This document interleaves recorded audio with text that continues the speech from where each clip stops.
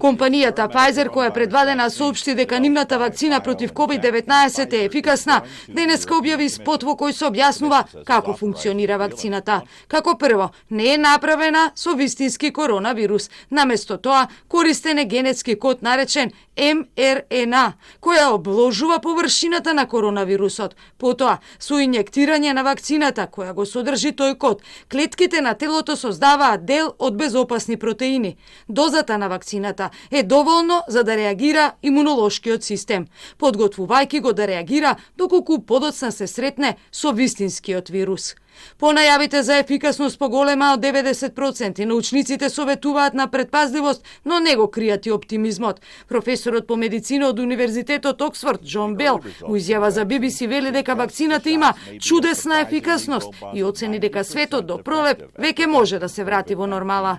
Потенцијалната вакцина на Pfizer до сега е тестирана на повеќе од 43.500 волонтери во 6 земји, од кои 38.955 на 8 ноември ја добија и втората доза. Вакцината ефикасно штити од коронавирусот 7 дена по втората доза. Оптимизам владее и меѓу доброволците кои веќе ја примија вакцината.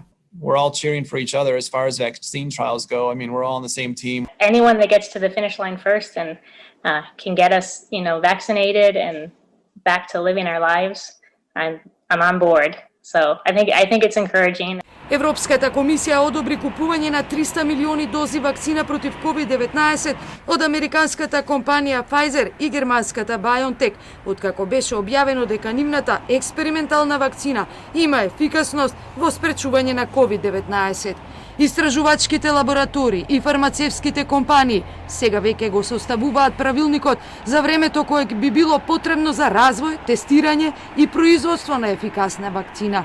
Се преземаат првите крупни чекори за да се обезбеди достапност на вакцината во светски рамки, но постои загриженост дека и оваа трка ќе ја добијат најбогатите земји, а на штета на најранливите.